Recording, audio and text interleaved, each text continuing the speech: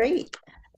So, welcome to our March live stream. We're the Chippy Chicks. I'm Melanie Ting, and I'm here with Kelly Jamieson, Danica Flynn, Stacey Agdern, and Fortune Willen.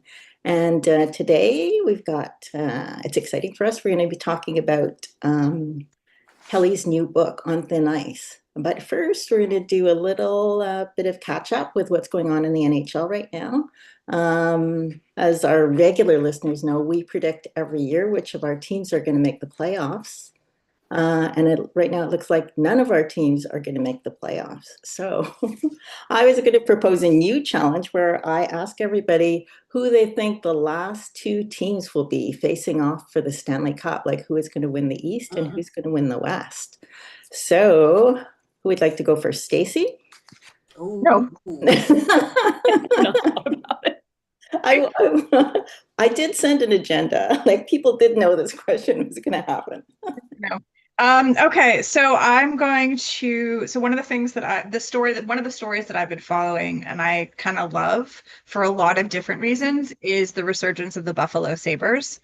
I am expecting to know, like the rest of the metro, the rest of the New York teams are New York area teams are falling slowly. The Buffalo Sabres have been on a tear, which is beautiful.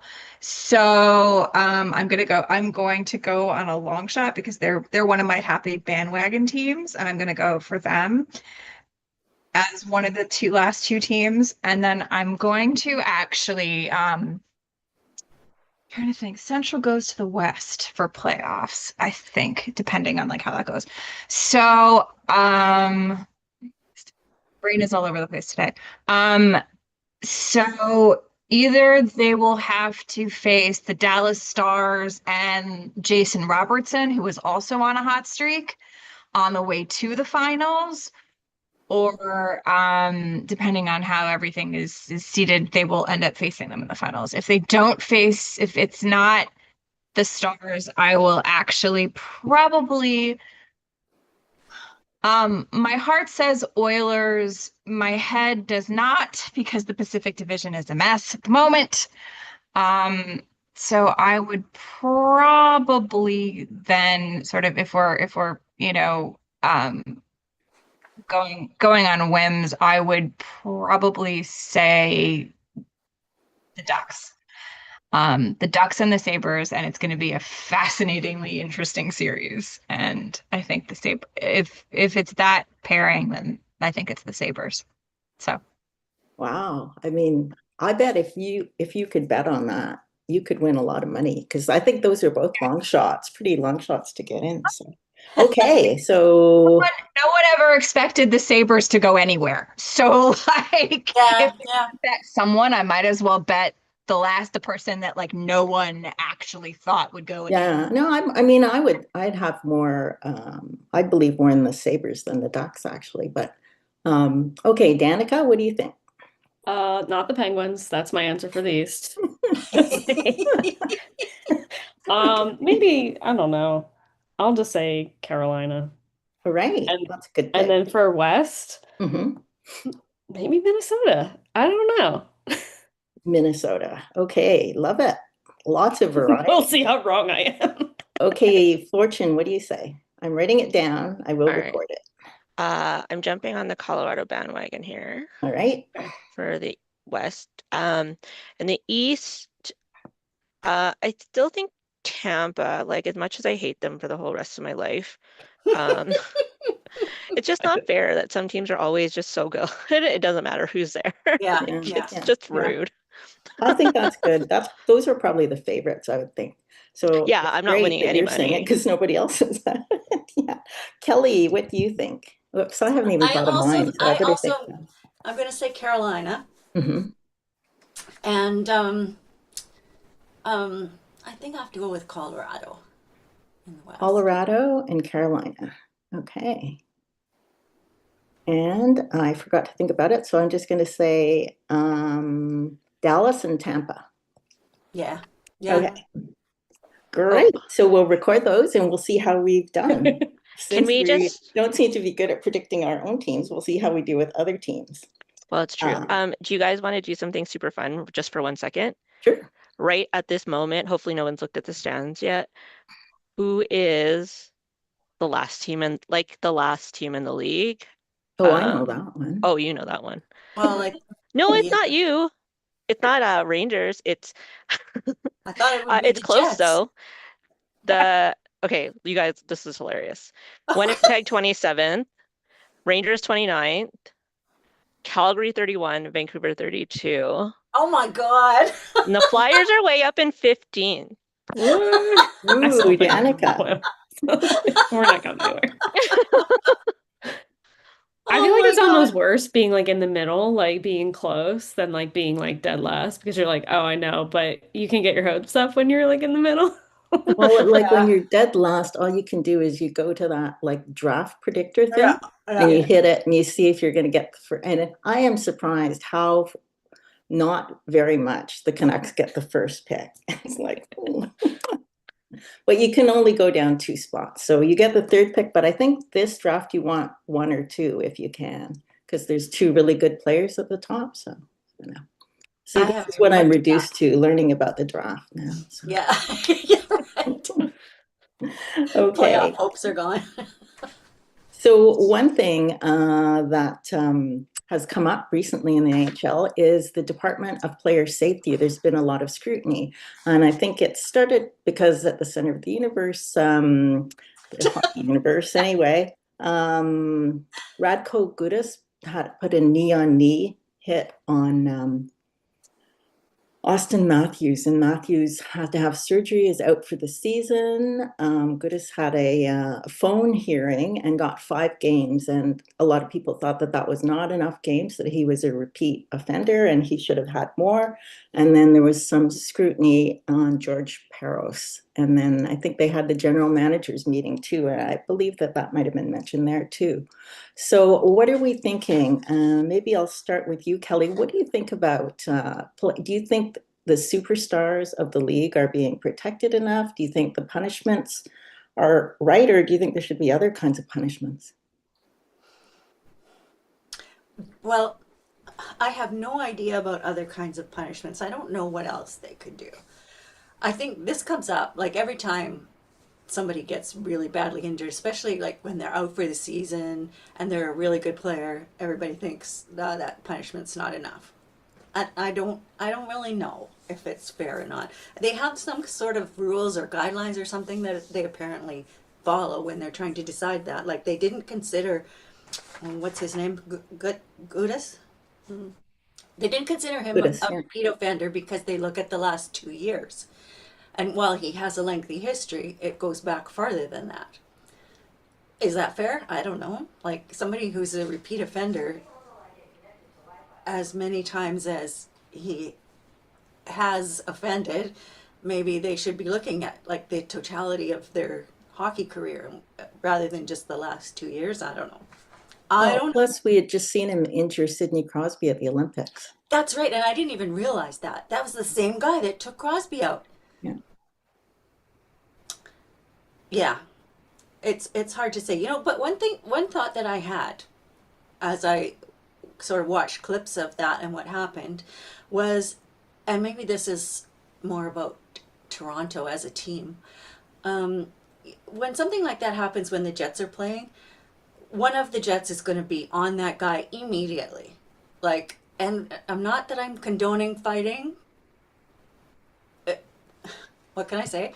I have an inner conflict about that, but I do believe that standing up for your teammates is important. And so, like, if somebody had taken out Shifley that way, Adam Lowry would have been on that guy right away. And Toronto, when that happened, nothing, nothing.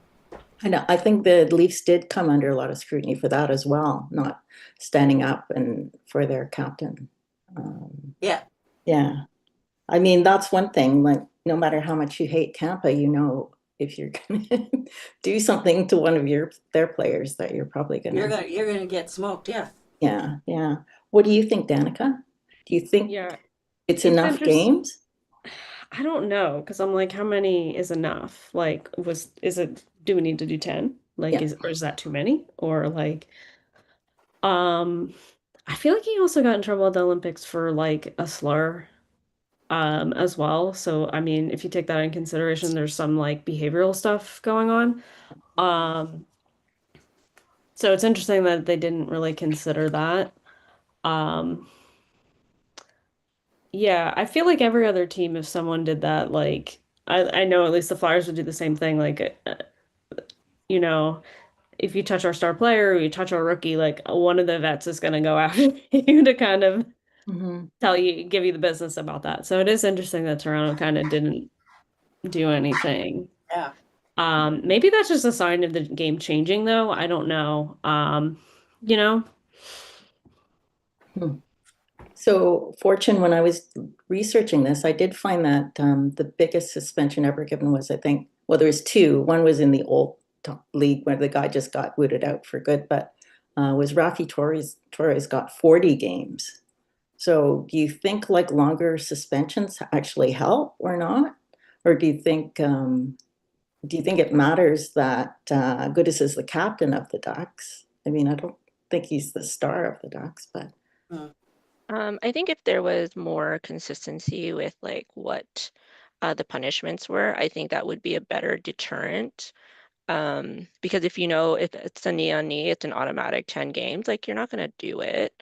And if everybody knows that it's consistent, like you're gonna have like you said, like changes through the game. There's gonna be people who are like, well, you knew what the punishment was.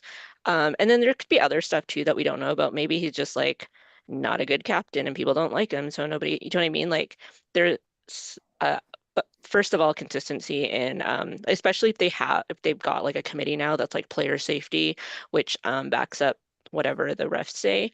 I think that's a mechanism that they should use better. And then it'll kind of get away from, it's like a step in the direction of like uh it being a boys club and oh he's the star players get or captains get more leniency or whatever. Yeah, I'm with Danica, like how much is enough? But I think there's enough history to put together something more consistent and have it just be across the board. do that, yeah. And Stacey, I think you have something to say, but I just want to ask one more question, and that's about the Players Association. So let's say you get a big suspension, like 10, 20 games. They're going to appeal it, right? But in a way, they're appealing against Austin Matthews because he's probably thinking, well, I think that's enough games. But then you're saying, well, we have to appeal this. So it's hard for them to represent both parties. Yeah. What do you Yeah, think, Stacey? Um, it's interesting, they definitely will. They have done that before with other situations, but one of the things we were talking about is consistency, right? The situation that I'm kind of looking at to sort of parallel consistency at the moment is the situation involving Connor Zary. We were talking about Tampa and how well they're coached, and the one of the things that happens regularly are the battles of Florida. And one of the things that happens during the battles of Florida is that there are a lot of penalties. People know someone's going to get injured. It's going to happen a lot. So when you take the Florida players and outside of that Tampa, Florida rivalry, you have a situation where one of the Florida players executed this very, very dangerous hit on Connor Zary. And he, like Radko Gudas, also got a phone interview to deal with his issue with what happened, right? It was like a phone, like 7 to 10 days or something, I think or the something like phone, that. the Like, max phone thing is 5, I think. Yeah. yeah. Yeah. So, like, that's not the kind of consistency you want. You want like consistency based on the degree of the dangerousness of the hit as well as the reputation of the player tied into it. There actually were conversations where people were calling for someone like Jack Jablonski, who, when he was a teenager or a college student, I don't remember when this happened, he got seriously injured and paralyzed as a result of a rather dangerous hit. And since that point, he's become this like commentator, especially for Minnesota, especially for LA. He's done a whole bunch of things in the league, and people said like in the wake of the hit, the very particular like on neck hit to Connor Zary, people were like, someone like Jack Jablonski should be sitting in that player safety committee to sort of remind people of how dangerous certain hits could be, and also sort of have conversations about like what hits are like. I don't know. But honestly, it actually shouldn't matter how badly you're injured, because if the hit is dangerous, they should punish it regardless. Because sometimes people are lucky and sometimes they're not. It's unlucky, and they could get, they could walk away or they could get seriously hurt. As I've heard people say that if you do a bad hit on somebody and they get injured, that you should be out for the same amount of games as the injured player is. Mm. But your point is good there, that it shouldn't really matter how badly they're hurt. If it's a dirty hit, then it should be dealt with. To do that, it was a while ago. They used to do videos, explaining how they came to all their decisions, but they don't really do that anymore. Mm. I mean, generally, it seems like the refs are not as like they're not responsible to the fans for. They don't have to explain. But what they're ignoring, I think, is how important the superstars are in the game. When they're out, the game's just less interesting. So anyway, so that's our discussion. I think it's hard. I think in the NHL as well, people aren't coming to decisions, but clearly there's a lot of people unhappy. I know Connor McDavid spoke about it too. Yeah. Okay, let's get on to the good stuff for our book club. We are talking about On Thin Ice by Kelly Jamieson, which is book number 3 in her Storm series. So first of all, Kelly's going to give us a little summary of the book without spoilers. So if you have read it, you'll know what we're talking about. If you haven't, you can get excited. Yeah. So On Thin Ice is Merrick Smith's story. We met him in book 1 because he is Mabel Smith's brother, who she goes to stay with after she leaves her boyfriend. So he has a crush on a rising pop star named Nikki Sullivan, and when they both end up at the All-Star game in Las Vegas, he can't he has to approach her, and they end up in a little, a sizzling one night stand. He still is wanting to see more of her, and he thinks that that's just the start of something, and she actually, I think, does also think that, but the real life kind of interferes with that. They try to stay in touch. But she's got a busy schedule and she's trying to build her career, and he has a busy schedule as a hockey player. And then Nikki's involved in sort of a tragedy at one of her concerts. And when he hears about that, Merrick is just beside himself that he has to make sure she's okay and look after her. And that's kind of where they get back together again. Okay. I think one of the things I found really interesting about the book was the characters are both actually acting out of character to what they're normally like, but we see them for the majority of the book. So Nikki's clearly suffering from PTSD after the concert thing. And Merrick, who we hear other characters say he's been a guy who never does commitment, he seems super committed through the whole book to her. So it's kind of interesting. And it starts out at the All-Star game too, which is kind of nice, the special All-Star one. So I thought that Nikki seemed to be maybe a composite of different singers. So Danica, I know you're the most musical one. Did you think of anyone Well, you always have playlists in your I books. do. Were you thinking of anyone as you Well, were I reading? think I immediately think of Taylor Swift, and that's just because she's been in the news because of being with Travis Kelce. So that was like my immediate. But I know you've written a pop star before, so I was also like, she's written one before. So like, I don't think it's like exactly supposed to be Taylor Swift, but I feel like a lot of people are probably gonna feel that way. Like that's what they're gonna think. Um, so I definitely thought that, but I feel like she is not like on the level of Taylor Swift yet. Like I feel like she's just still like kind of in her like growing her career. But I don't know. I don't know if there's anyone else I would pinpoint. That was just my immediate thought, just I think because I see the New Heights podcast all the time.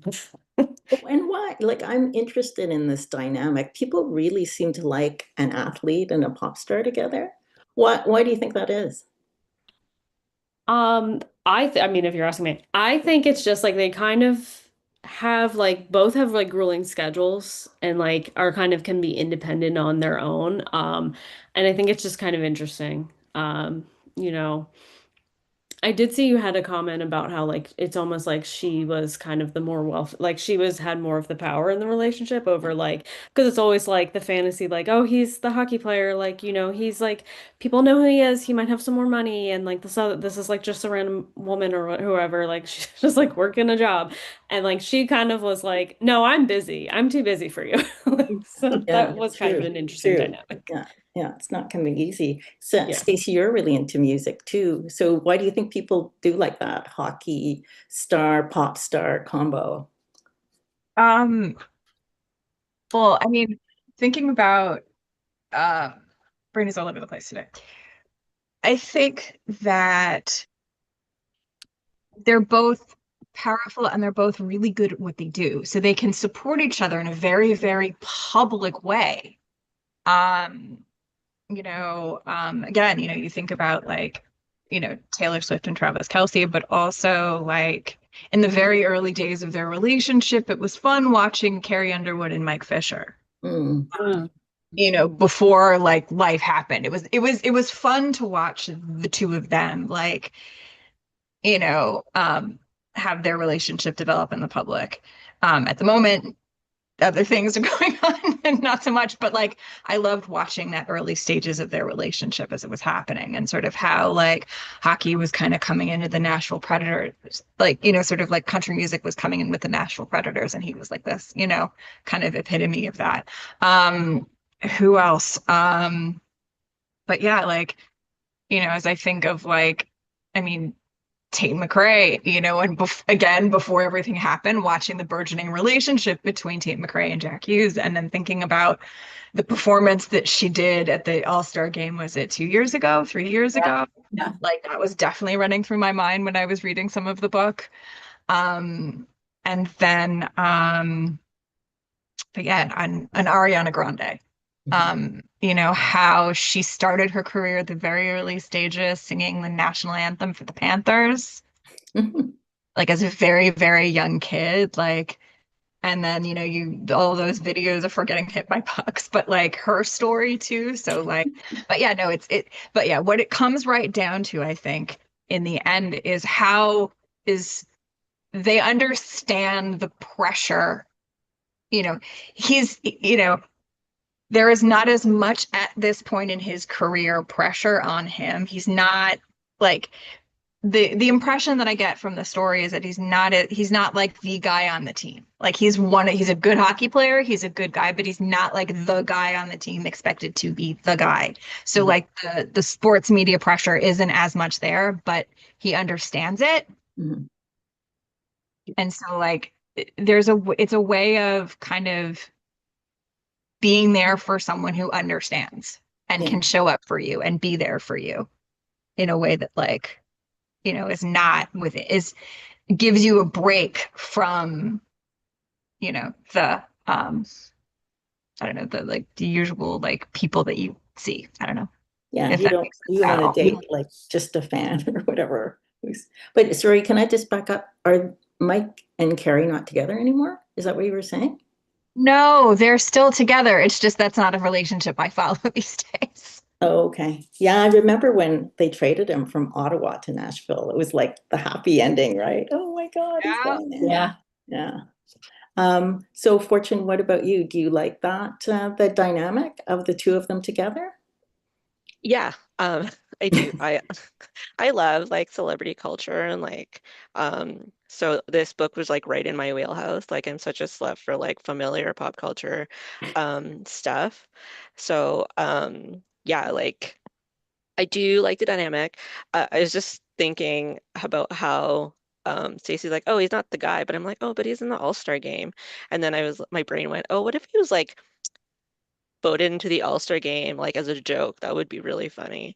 Um, so that's where my brain was at the moment. But yeah, no, I love it. Like because Calgary, I feel like hockey players to us are a big deal. But like to the whole rest of the world that doesn't watch hockey, it's like the pop star is like the star, and then there's just like this, who is this guy? He plays sports, like um, you I know what think I that's, mean? that's what happened with Tate McRae. Like it was Tate McRae's at dinner with some guy, and he Yeah. was like, some guy, that's Jack Hughes. Well, I think that's what happened with Taylor and Travis because there was a lot of Taylor Swift fans that never watched football before that Yeah. they were like now like asking their like dads and their partners and stuff like, tell me everything about football. I think they increased the fandom did Yeah. for Yeah. his team, didn't they? Like people were like, Yeah, they okay. did. Like, for sure. So it's just that's an interesting take on that. So yes, I do love the dynamic. It's one of my favorites. I just it's fun. It's just fun and it's relatable and like so when you're reading a book like that, it's just like watching it on TV or like looking it up on the Instagram. Do you know what I mean? Like it's very it's just super relatable to me and I love it. Did anybody have a thought about it? Did the Marek remind you of any hockey player?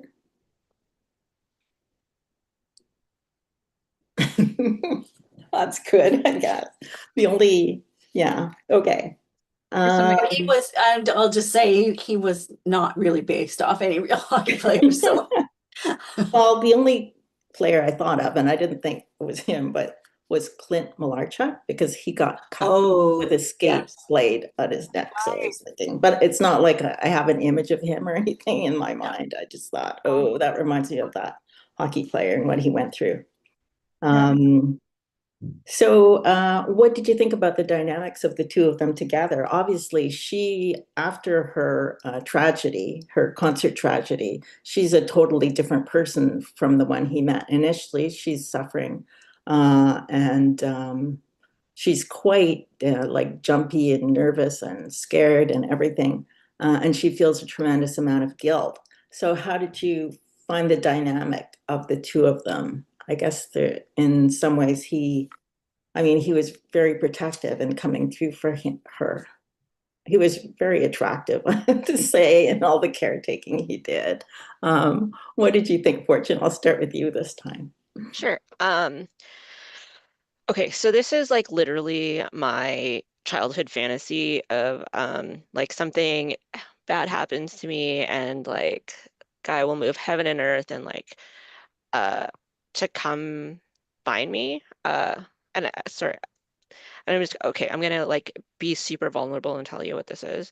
So I had like this dream that this like that I was going to school in New York City and um then 9/11 happened and like this guy like moved all the way across the country trying to find me, couldn't get on a plane. Like it's just like you guys know how it is. You guys are writers and you love romance. So so him like coming to her rescue in this way, like literally trying to move heaven and earth to like get to her and protect her.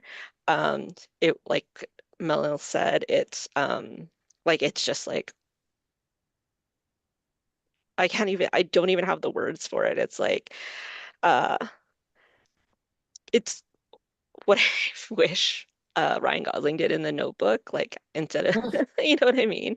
Um, because a lot of this story reminded me of The Notebook, like the pining, and she's got her like especially like the whole part where she's like, I'm busy, I've got tours, I've got schedules, I have to stick to this, and that like immediately Rachel Adams is like, I've got music lessons and piano lessons and French, and that's exactly what I had in my brain about it. it. And yeah, so I did. I liked it, and it was like, again, super slutty for pop culture, but the like the say anything moment for me was like, um,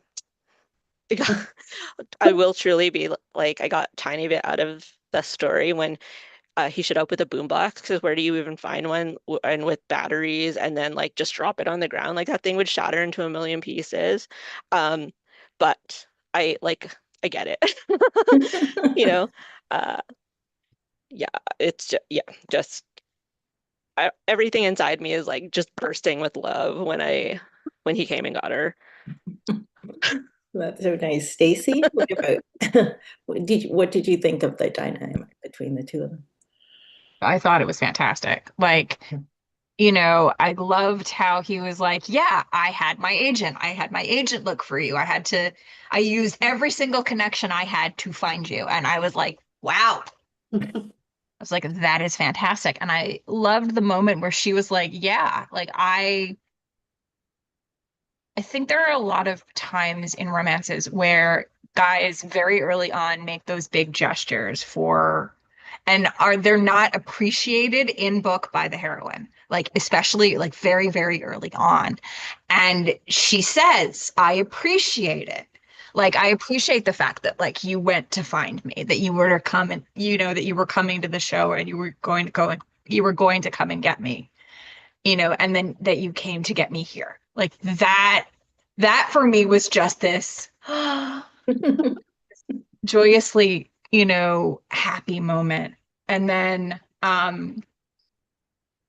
he doesn't push her, like he creates a safe space for her, which I think is the most amazing thing out of all of it. Like he lets her recover at her own pace. He's there for her, like he gently suggests things and gently kind of um creates that sort of um bit of privacy for her.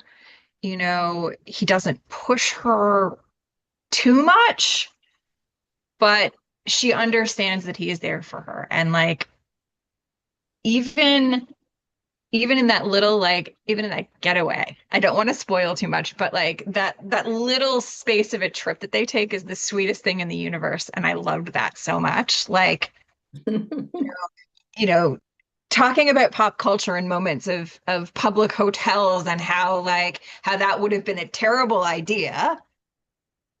He clearly knows that, and that separate space, that separate cabin space was the perfect thing.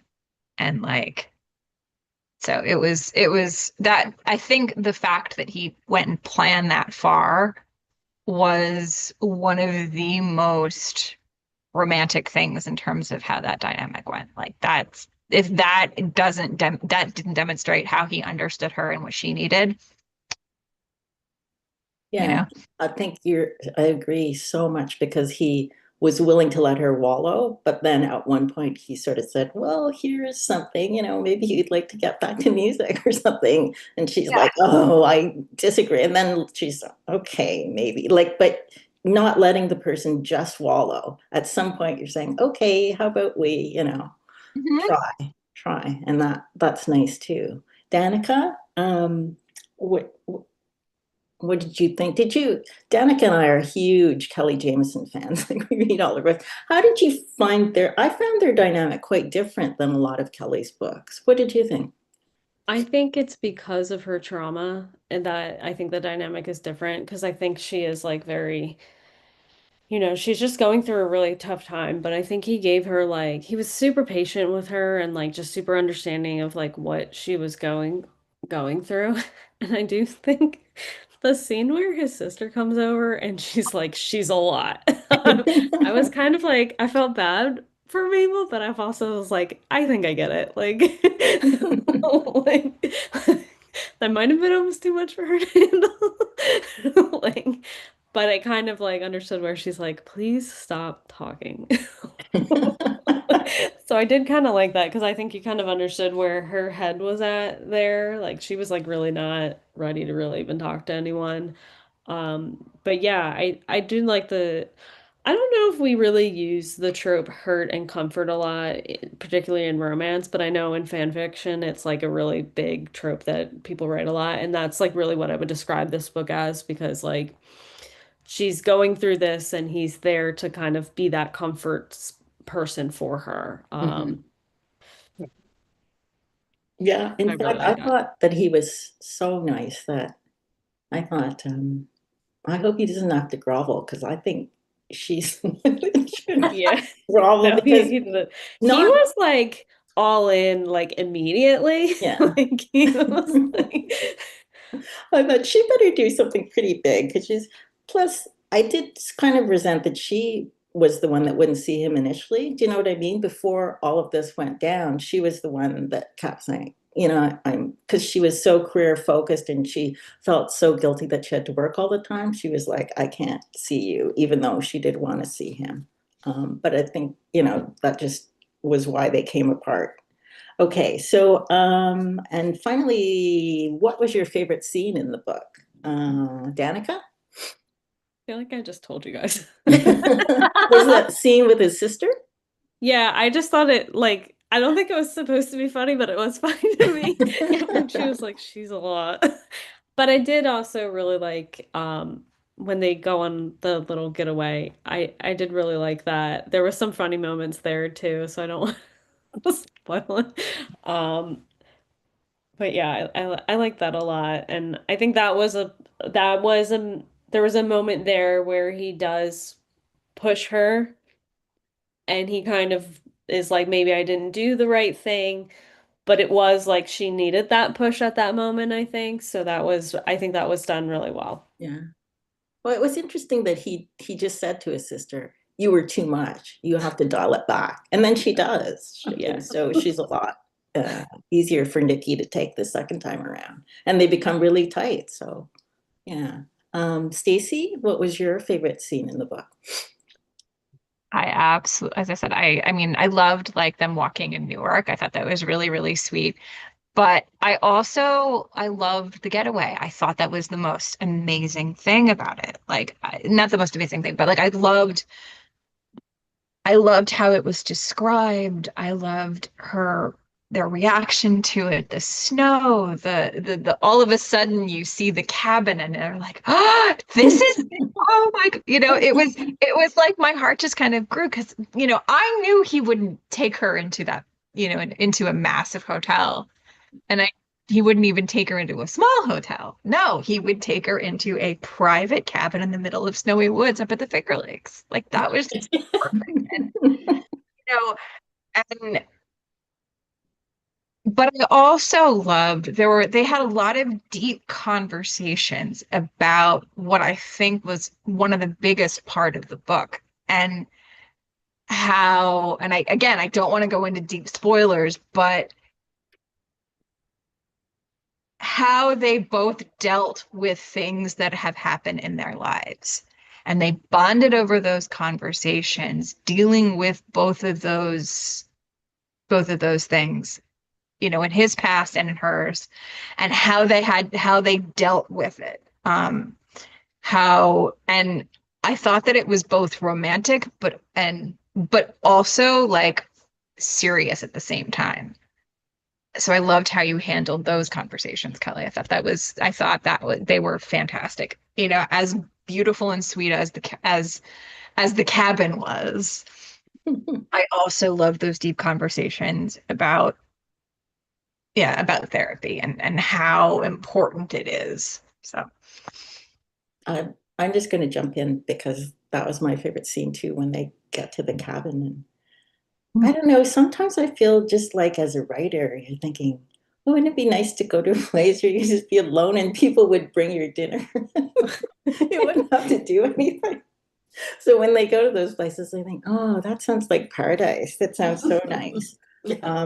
But I have to say the one thing, and it's not really a scene that I love about Kelly's books, is she's always got these characters that say the funniest things. Like they just say the corniest like little phrases and stuff. But this time it was him. He was the one because usually it's the heroine that says something like that. But he was like funny. He just had the funniest little saying. So anyway, Fortune, what was your favorite scene in On Thin Ice? Well, since everybody loves the cottage scene, I'm gonna pick a We different one. want to go to the cottage. Yeah, no, it's the dream. So I love how, sorry. So one of the things I really love when I read Kelly's books is when I can specifically hear Kelly's voice in my head. Like when Nikki is just openly objectifying him in her brain. Like when they have sex for the first time and she's just like, I think the line was something like, oh, she's so in love with his big dick was just swinging in between his legs. And like that's just Kelly in my brain. And for me, those are some of the best lines. Because like yeah, I love those. Those are the like even when I read Mel's books, that's the same thing. Or like I know specifically when it's like somebody's brain going into the book as opposed, you know what I mean? And I like that. I actually liked her a lot. I liked the objectifying. I loved her. I liked her drive. I liked that she played hockey. Like there's so much about Nikki that I really, really liked and related to. Um, so I liked, I don't know if it's like, it was a specific trope to this book, but a little, like a tiny bit of a role reversal. I don't want to say it's a role reversal because um, it's not like he was at home waiting for her either. Like, yeah, I really Yeah. enjoyed them. They were fun. Yeah, I don't know if other people have heard this, but sometimes they say like when you write romance, you have sex at like the 50% mark. So when I read this book, I thought, wait, they're having sex already? Like, just at the beginning of the book, but that was sort of this incident that brings them together. But then it's not really the romance because they come apart. But I thought, oh my God, already? I can't believe it. Although they could have had it sooner. They could have had it the first night that they got together, but they Yes. so I don't know. Kelly, do you have any comments about what you've heard today? Um, I love how you all have, well, I mean, obviously I love that you're all positive about it and but you all really got the story and the characters and yeah.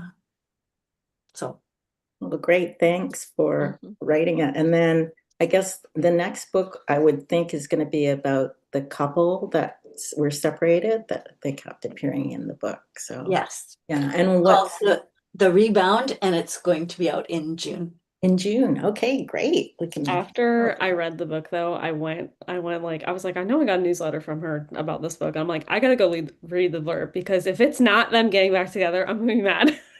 Oh no. Like if they it's him with seem some other pretty woman, I'm like not gonna be happy. damaged, eh? Yeah, they seem Oh, like it's going to And be then I read the blurb, hard. I'm like, okay. Yeah. Yeah. Yeah. I'm a sucker for a second chance, like Do every you time. like that second chance? I mean, I know lots of people don't, but when my editor read it, she said this was her favorite book out of the whole series. Oh, nice. So Mhm. I love that. Yeah.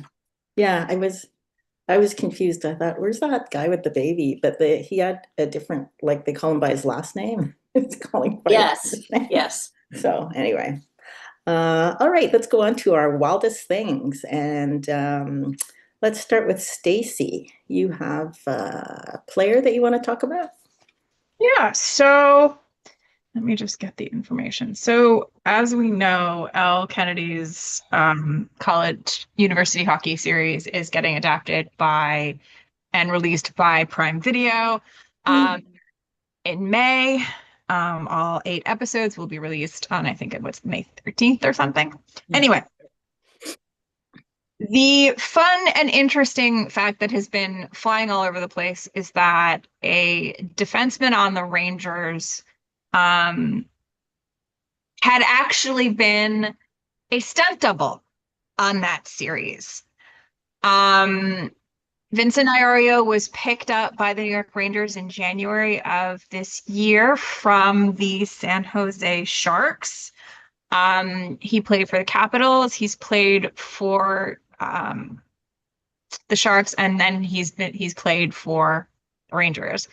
And during his time with the other teams, he had a summer job at one point as a stunt double and no one talked about it. No one really paid attention. It just was kind of like this summer job or something to that effect.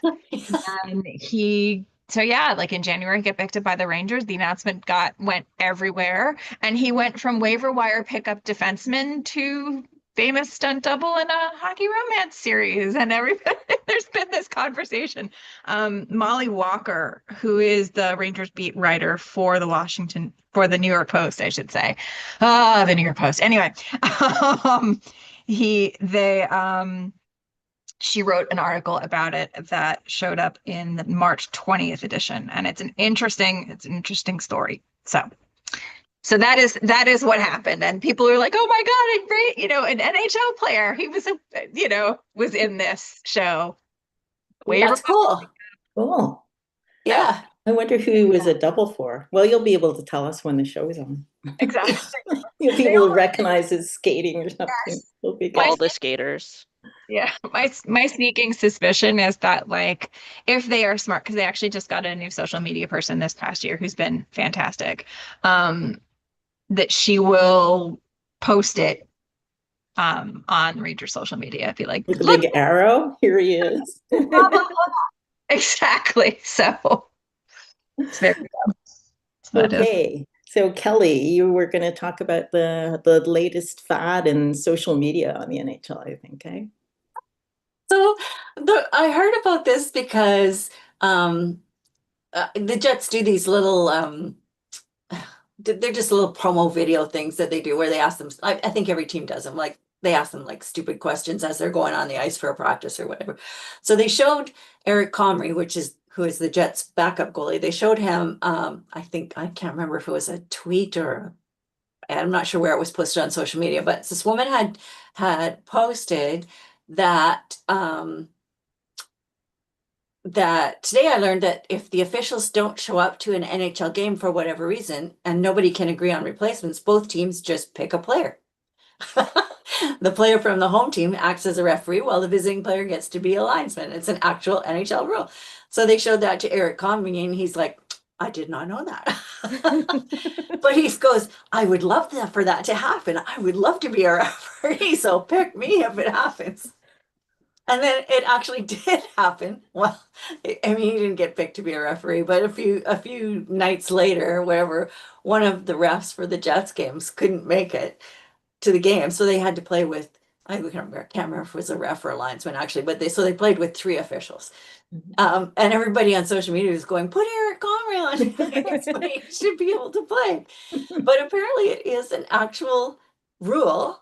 And they asked, I guess at the GM meeting, they asked the head of the NHL's hockey operations department, who's like 70 some years old and has been around forever. And he's like, oh, I didn't know that either. But then somebody else, and then he was like, wait a minute, I think this did happen. And it did. The only time it's ever happened was back in 1983. Hartford Whalers and New Jersey Devils were playing, and there was a blizzard. And referee and linesman, 2 of them couldn't make it, so it was decided that one of the Whalers defensemen and one of the Devils forwards would serve as linesman, and that's what they actually did. Wow. But then they're down a player. Right? So, Yeah, you think it would be the backup goalie because he's not. That makes sense. yeah. He's not on the ice anyway. that game. Yeah. Okay. Backup goalies aren't great skaters. Yeah. Well, no, some of them are okay, but yeah, I'd have to get regular skates, not goalie skates. Yeah. They're on goalie skates. Danica, what is your wildest thing? I don't think I have one. Oh, right now. I mean, this is old news, but it's kind of funny that Stacey was bringing up the deal stuff because the Nolan brothers are on Shoresy. And like every time we watch it, I have to be like, they were real hockey players.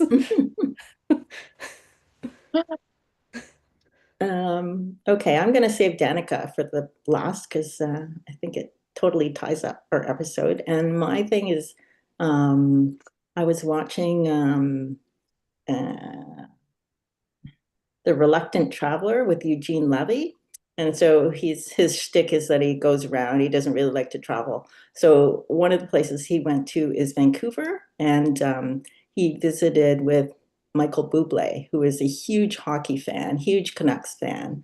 And Michael Bublé takes Eugene Levy to his house, and he has a full rink inside his house, like a hockey rink.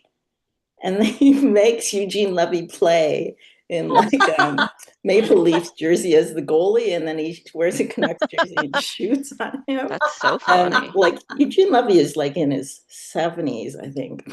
Yeah.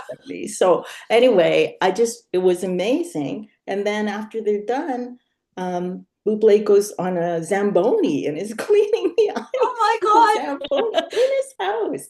Like, I found out where he lives. I'm going to drive by and see how big this house is. It must be gigantic, but it was unbelievable. He had the lights come on, and it just looks like a real rink. It was Oh, amazing. his rink is outside? No, in his house, in like his- Oh, in yeah. the basement, in the Like in the basement of basement. his house. Oh, wow. Yeah, Chad Kroger has one. That must be like a Vancouver thing. No way. Yeah, Chad Kroger does too. I thought Chad Kroger was from Alberta. He is from Alberta, but he lives in BC Oh, with his does he? hockey rink. I have to find out where he lives Yeah, in it's When you, not. when you have I'm lots of gonna money. drive by. I haven't Yeah. got to see anything. It's but I really might. not like in Minnesota, it's not that uncommon to have those because it's so cold that a lot of like people will do like they'll make a sport court in their Mhm. house. Mm. So like it's not that uncommon and it's also Minnesota, so you're like, okay, that makes sense. Yeah, I a have couple years seen it ago. like in decorating magazines where they do a little one for the kids or whatever. Yeah, Yeah. yeah. And I think I put it in a book myself once that they have one, but I've never seen a Like a rink this full big in a functioning. house. He sounds hardcore. No, Hilarious. Michael Bublé, he was fun. He was fun to watch on The Voice. What I was gonna say was oh yeah, do you remember a couple years ago? I think I showed you guys somebody's house who is for sale. One of like maybe Oh I yeah. want to say it was Kippers off, but it wasn't. And they had like the thing online, and it had the hockey rink. Do you guys remember this? I think so. Yeah. Yeah, It, I like think that's like sometimes they're not ice though. Sometimes they're that plasticky surface that you can Mm. sort of skate on, but is Yeah. not really oh ice. weird. Anyway. Okay, so Fortune, you're gonna tie everything together with player safety and with your wildest thing. Yeah. So my wildest thing is so I think it was about 2 weeks ago, in St. John's, Newfoundland, there was the paper called it a fight fest, a player game between the Caps and the Breakers, where 600 penalty minutes were almost 600 penalty minutes were given out. Um, all four goaltenders got fighting majors. Um, and fun. Oh, here's one. Does anybody know what the NHL record is and what the game was? No. Okay. Well, I watched your video, so I know, but go ahead. Oh, Yeah. So it's this happened in the NHL. They had 419 penalty minutes, March 5th, 2004, Flyers and Senators. You should have known, Danica. It had to be the Flyers. Oh, it has to be the Flyers. The yeah. Broad Street Bullies. Come on. I don't even know who I would pick. Like if I didn't know any, you know what I mean? Like I couldn't even like You name said the it was second team. 94. Was that when Lindros was playing? Maybe. Like maybe the Blues. Yeah. I don't know. Well, I mean, a lot of those Florida Tampa games kind of Yeah, those are they look brutal, and you see all the people in the penalty box. It's like crazy. Yeah, and this was like it was also a playoff game. Like it was like the third game in a 5-game series. Did I write down who won? Well, yeah, I think it sounded like one of the teams was way better than the other team, which I think might have been why the fights were breaking out, because I think the losing team was getting pretty upset about it. So, And it's just somebody who's like adjacent to like not all the way up hockey, but pretty close. One of my like there's a contractor that comes into my work, and his son is he plays on one of these teams, and it's playoffs and provincials. And he comes in twice a week, and every Tuesday he comes in the last couple weeks can't talk. He's been yelling so much. He's live streaming the games. He's like, yeah. So if the parents are getting that fired up, I think the kids are too. Yeah. Like they're not children. They're like Yeah. early 20s, but still. Yeah. hmm Okay, and what we're going to talk about our best dressed players, and it's a bit of a surprise today, I think, Danica's going to share it, but we've got a different take. Okay. I like it. I like it. I love it. Got a lot of women today. Yeah. A lot of Because female. I feel like I looked at the flyer stuff and I was like, boring, boring, boring, boring. So then I was like, let me look at the women's league. And this is a Boston Fleet player. And I just really like the color of Pursuit. Like, I really like it. Which I think is close to their actual color of their uniforms, I think, is like kind of a deep light green like that. So I just thought it looked good. And Kelly, you want to go? So the one I picked is Josh Morrissey from the Jets. This was the other night. I think I can't remember where they were. I just thought it was a very nice outfit for the non-suit times. Like he looks very put together, not like sweats and a t-shirt or something. He's got that nice sweater, the collared shirt, and the nice, 3/4 length jacket. And I just thought he looked very, very put together for a casual outfit. Yeah. I think this one is Fortunes. Yeah, that one's me. Yeah. Oh yeah, same thing. I was going through the Flames ones and I went through like 3 weeks worth of like game day outfits and there's just nothing. It's so boring. But it seems like the PWHL Instagram account does like Fit Check Friday, Mhm. which is where I got this Natalie Spooner photo from, which also Mel follows. You My follow pictures Fortunes, on all yeah. these. I Yeah. already liked And then I was just sitting here and I totally forgot about that video I sent you guys that I was like, I have to put this here because I'm gonna lose it, and I totally did, about the beer league guys coming in like super dressed up for their games. Oh yeah. Yeah, Yeah, so great. Yeah. those if I suits. remember, I will try to bring that up. I think that's hilarious. I love stuff like that. You know those Asics that Natalie's wearing there? That's what I brought my daughter back when we went to Japan. I brought her back a pair of those Kill Bills, the yellow and Nice. black ones. They were so cute. Yes, I don't know. She looks slick. Yeah. Okay, this is When Stacey. Danica said she had the same photo, I was like, oh, we have the same type. No, it wasn't the same photo. I was just like, oh, you can see that Mel liked this photo too. When I I'm right screenshot. on. The PWHL. Yeah, I love it. I couldn't find the exact photo of the Adam Fox outfit that I really, really liked. Actually, it's very similar color to the Jamie Rattray outfit. So I went to the Sirens, and my usual go-to did not disappoint. El Harchi yet again. I love how fun and daring she is. It's a really cute white dress. The bag is adorable. It's pink. Like it's just she's very, very daring and fun with her style. Another player who I love, whose outfits I love like watching, is Mariah Keppel. I don't know what team she plays for offhand. I think maybe Ottawa. I don't know, not Ottawa. Anyway, but she's fantastic to watch too. So, but yeah. Oh well. Nice. Mel. And Yes. me, I chose Sarah Nurse, who she's amazing. I was thinking, so That's like it's great. leather and animal print. Like I love all these things, but she looks so good whenever she comes in. So I think like her and Emirates Smashmeyer are probably the best dressed players on the Golden Eyes team. Golden But Eyes. wow. Anyway, I think she looks great. And as everyone else has said, like when I look at the guys, they're just not looking so good, or maybe we're a bit disillusioned at this point in the season. But I love that outfit. Mhm. Okay, now we're done now. Does anyone have any book news? Books coming out in the near future? Anything? Nothing? Okay. promotion signing event? Okay, I mentioned mine, but that's not till June, so till June. Okay, we'll have Yeah. time to talk about that. Yeah. I just have new covers, which you guys have seen. So that's Oh, the right. that's If you it. haven't seen Danica's new covers, head over to her Instagram page or her website. They're really great. Really yeah, good. they are. So, I like yeah. them. Well, it got me to read the book last week. Oh, new covers? I think I'll read this one. So we haven't quite decided. We'll be back in April, of course, but we'll let you know the date. It'll be on the site. So Yeah. good. So thanks everyone, and read on thin ice.